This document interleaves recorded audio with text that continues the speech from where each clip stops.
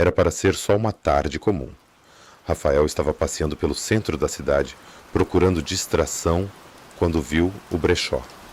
A vitrine estava empoeirada, quase esquecida no tempo, mas algo o atraiu. Não sabia dizer o que era, apenas sentiu uma necessidade inexplicável de entrar. O ambiente lá dentro era sombrio, com prateleiras abarrotadas de objetos antigos que exalavam cheiro de madeira velha e ferrugem. Relíquias esquecidas, quadros de rostos desconhecidos e móveis que rangiam ao menor toque criavam uma atmosfera inquietante. "Posso ajudar?" disse o vendedor, surgindo das sombras. Era um homem magro, com olhos fundos e um sorriso que não parecia genuíno. "Só estou olhando", respondeu Rafael, embora não tivesse certeza do que estava procurando. Foi então que viu o relógio. Ele estava em uma caixa de vidro no fundo da loja. Um relógio de bolso dourado, delicadamente trabalhado, com marcas quase invisíveis gravadas em sua superfície. Era bonito, mas havia algo nele que incomodava Rafael. Talvez fosse o reflexo da luz que parecia brilhar de forma errada. "O relógio chamou sua atenção?" perguntou o vendedor, agora ao lado dele. "Quanto custa?" perguntou Rafael, sem saber por quê. O homem riu suavemente. "Ah, este relógio é único. Digamos que ele sempre encontra o dono certo. Considere um presente." Rafael hesitou, mas pegou o relógio. Ele parecia frio demais ao toque, como se tivesse sido mergulhado em gelo. Ao pressionar o botão para abrir a tampa, viu o mostrador antigo, com ponteiros que pareciam mover-se de forma quase imperceptível. Quando saiu da loja, uma sensação de alívio o atingiu, como se tivesse escapado de algo. Mas enquanto caminhava, começou a ouvir um som baixo, ritmado. Tic-tac, tic-tac. Ele olhou ao redor, mas o som não vinha de lugar algum, ou talvez de todos os lugares. À noite, em casa, deixou o relógio sobre a mesa. Foi dormir, mas acordou horas depois. O som estava mais alto. O relógio estava aberto, os ponteiros girando sozinhos. Eram 3h33. Rafael acordou com o coração disparado. O som do tic-tac preenchia o quarto, cada batida mais alta do que deveria ser possível. Ele olhou para a mesa, onde havia deixado o relógio. Estava aberto, com os ponteiros girando, mesmo sem ter sido tocado. "Isso não faz sentido", murmurou, levantando-se para pegá-lo. Assim que segurou o relógio, o som parou abruptamente. A quietude que se seguiu foi ainda mais assustadora. Ele colocou o relógio em uma gaveta e voltou para a cama. Mas o sono não veio. Quando finalmente adormeceu, o pesadelo começou. Ele estava em um lugar escuro, cercado por sombras que sussurravam seu nome. No centro, o relógio pendia no ar, seus ponteiros girando freneticamente. Então, uma voz fria ecoou: "O tempo cobra seu preço." Rafael acordou ofegante. O quarto estava mergulhado na escuridão, mas o som do tic-tac era impossível de ignorar. Ele abriu a gaveta com um puxão. O relógio ainda estava lá, fechado, mas o som continuava. No dia seguinte, decidiu investigar. Procurou na internet por informações sobre relógios antigos, mas não encontrou nada que explicasse o comportamento estranho. Pensou em voltar ao brechó, mas, ao chegar ao endereço, encontrou apenas um prédio abandonado. Conforme os dias passavam, o relógio parecia ficar mais presente. Rafael começou a perceber um padrão. Sempre às 3h33, ele acordava com o som mais alto. E então começaram os incidentes. Primeiro foi o vizinho. Um senhor que morava no apartamento ao lado sofreu um ataque cardíaco repentino. Depois, uma amiga de infância, com quem Rafael não falava há anos, morreu em um acidente de carro. Ambos estavam conectados por algo que ele não conseguia entender. Mas uma coisa era clara. A última vez que viu o relógio, os ponteiros marcavam exatamente o horário das mortes. Cada batida do tic-tac parecia pesar mais. Ele tentou se livrar do relógio, jogando-o no lixo, mas na mesma noite encontrou-o de volta na sua mesa. "O que você quer?" gritou para o vazio, mas não havia resposta, apenas o som incessante, como se o relógio estivesse rindo dele. Foi então que percebeu algo nas marcas gravadas na superfície do objeto.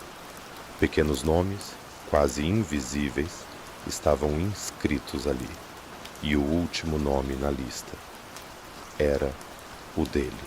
O coração de Rafael quase parou ao ver seu nome gravado no relógio. Ele o segurou com as mãos trêmulas, analisando cada detalhe das inscrições. Os nomes estavam ali, minúsculos e quase imperceptíveis, como cicatrizes na superfície dourada. Ana, Henrique, Marta e, por último, Rafael Oliveira. O que isso significava? Ele tentou lembrar os nomes das pessoas que haviam morrido recentemente. Seu vizinho, sua amiga, não estavam na lista. Ou talvez tivessem estado antes que ele notasse. O som do tic-tac ficou mais alto, pulsando como um segundo coração. Rafael sentiu a cabeça latejar, como se algo estivesse tentando invadir sua mente. "Por que isso está acontecendo comigo?" ele gritou, mas o relógio apenas respondeu com seu ritmo impiedoso. Desesperado, Rafael decidiu investigar os nomes gravados. Fez buscas online, pesquisou obituários e notícias antigas. O que descobriu fez seu sangue gelar. Cada pessoa da lista estava conectada a uma tragédia inexplicável. Mortes súbitas, acidentes misteriosos, desaparecimentos.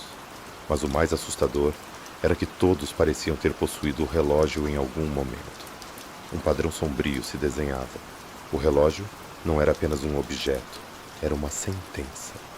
Conforme os dias passavam, Rafael começou a perceber mudanças ao seu redor. Os espelhos refletiam sombras que não estavam lá. O som do tic-tac o seguia até mesmo fora de casa. E em seus sonhos, a voz voltava. "O tempo cobra seu preço." Ele tentou destruir o relógio. Primeiro, martelou-o com toda a força, mas o objeto permaneceu intacto. Tentou jogá-lo em um rio, mas no dia seguinte ele estava de volta na mesa. "O que você é?" perguntou ao relógio, sua voz cheia de desespero. A resposta veio, mas não como palavras. Os ponteiros começaram a girar rapidamente, e o som do tic-tac transformou-se em um ruído ensurdecedor. As luzes de sua casa piscavam e as paredes pareciam vibrar. Foi então que ele viu. Uma sombra tomou forma ao seu lado, alta e indefinida, como se fosse feita de trevas puras. "Você não pode fugir", disse a sombra, sua voz tão fria quanto o metal. "O relógio encontrou você. Agora, você pertence ao tempo." Rafael recuou, mas a sombra parecia crescer, preenchendo todo o quarto. O tic-tac do relógio era ensurdecedor, ecoando como um grito metálico.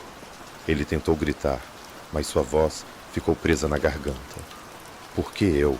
Ele conseguiu sussurrar, as palavras quase inaudíveis. A sombra inclinou-se, pairando sobre ele como uma tempestade. "Você aceitou. Quando tocou o relógio, selou seu destino." "Mas eu não sabia", gritou Rafael, sua voz misturada ao som do relógio. "Todos dizem isso", respondeu a sombra, com uma calma que o fez tremer ainda mais. "Mas o tempo não se importa com ignorância.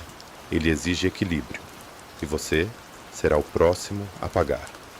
Rafael olhou para o relógio, ainda preso em sua mão. Os ponteiros não marcavam horas comuns. Eles giravam ao contrário, com números que ele não reconhecia. E então ele entendeu. Cada nome na lista estava ligado ao tempo que o relógio ainda tinha. Ele não era apenas um objeto amaldiçoado. Era um guardião, um carcereiro, que cobrava vidas para continuar existindo.